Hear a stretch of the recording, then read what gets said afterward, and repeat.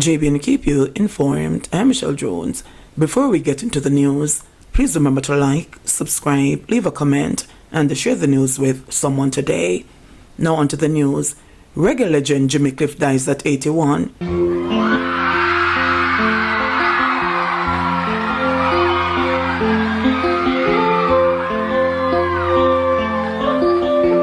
James Chambers, who the world knows Jimmy Cliff, has been remembered as a cultural ambassador who helped to bring reggae music to a global audience.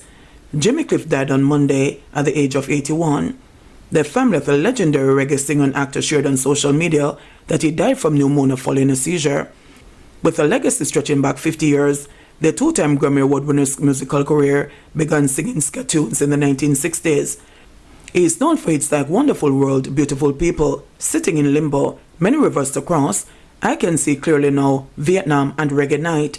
He was inducted in the Rock and Roll Hall of Fame in 2010.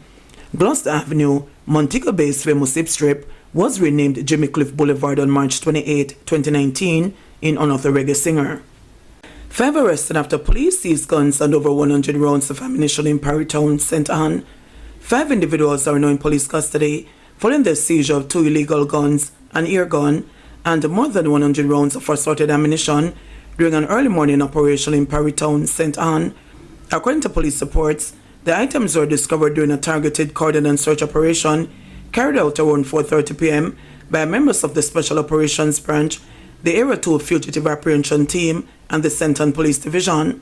2 women and 3 men were taken into custody in connection with the illegal weapons and ammunition. Their identities are being withheld as investigations continue. Policeman fatally shoots brother during dispute in Clarendon. A domestic dispute in Park Hall, Frankfield, Clarendon, ended in tragedy last evening when a policeman fatally shot his brother after reportedly being stabbed during an altercation. According to initial reports, the constable, who is assigned to the St. James Police Division, became involved in a heated argument with his sibling. During the confrontation, the brother allegedly attacked the officer with a pair of scissors, inflicting injuries. The police reportedly responded by joining service weapon and opening fire, fatally wounding his brother. The Frankfield Criminal Investigation Branch and the Independent Commission of Investigations Indicom have launched separate probes into the incident. 20-year-old charged after allegedly killing woman with axe in Vineyard Town. A 20-year-old man has been charged with murder following a brutal attack on a woman in Vineyard Town, Kingston, on Saturday night, after which he reportedly called the police himself. Charges Kevin Williams of 2nd Avenue, Vineyard Town. The deceased has been identified as 58-year-old Rosemary Samuels, who resided at the same address. According to police reports, the incident occurred around 9 p.m. during a dispute between Williams and the woman. Investigators say Williams left the premises and returned armed with an axe, which he allegedly used to chop Samuels in the back of the neck. When officers arrived, Samuels was found lying face out on a bed in a pool of blood. She was rushed to the hospital, where she was pronounced dead.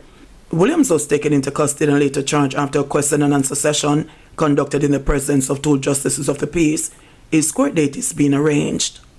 Man fatally stabbed in Old Harbour.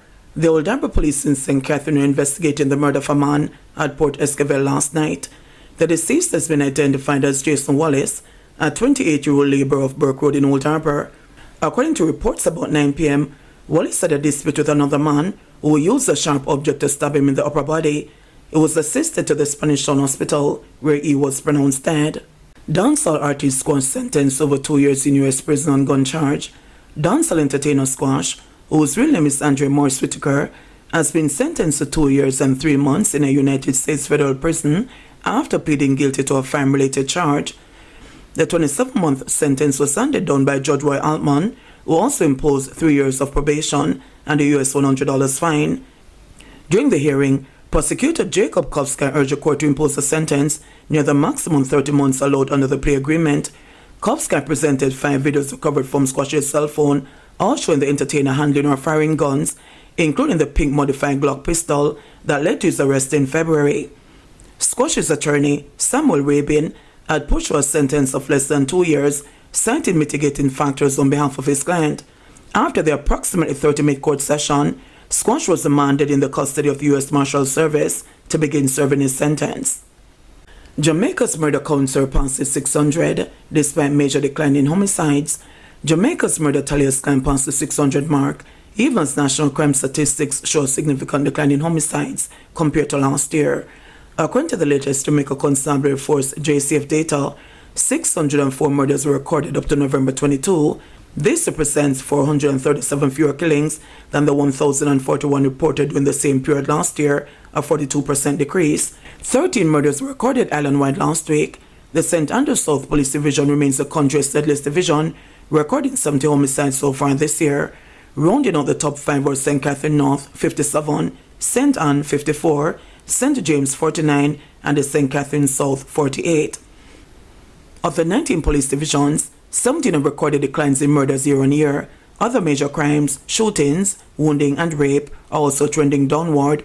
However, robberies and break-ins continue to rise, showing 9% and 20% increases respectively compared to last year.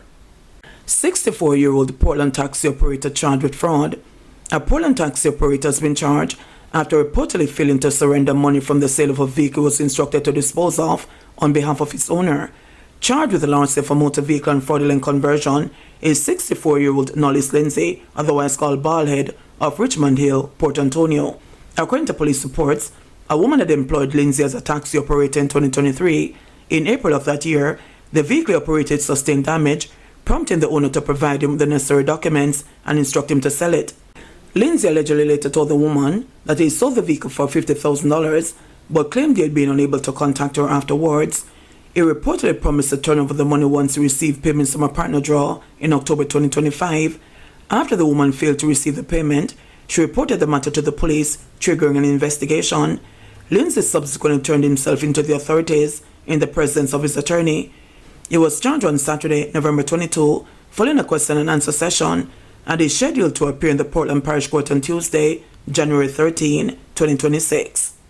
Jamaica seeking adjustments for SBAs and practical exams following Hurricane Melissa. Jamaica's Ministry of Education has confirmed that discussions are underway at the Caribbean Examinations Council to allow for adjustments to deadlines and requirements for school-based assessments and the practical exams. Education Minister Dr. Dana Morris-Dixon, speaking in the Senate on Friday, said the sitting of exams has been among the main concerns arising from the damage done by Hurricane Melissa. So we're looking at how we can change the deadlines for those, and there is a lot of flexibility built in. We're also looking at flexibility in syllabus coverage and also cost implications. So we're negotiating with them to bring down the cost given what has happened in Jamaica. Also, provision of options for students who may want to reduce the number of exams they sit based on their situation. She disclosed as well that the sitting of the exams by the National Council on Technical and Vocational Education and Training set for this month has been postponed. These exams have been rescheduled for February 2026, with a further option in June 2026 to allow students and institutions adequate time to prepare. The Education Minister disclosed that City and Guilds has proposed a two-cohort examination model with sittings in June and in November 2026, offering increased flexibility for schools in the most severely affected regions. JBNN will keep you informed. Please remember to subscribe, like, share, leave us a comment, and click the notification bell to receive our daily news items.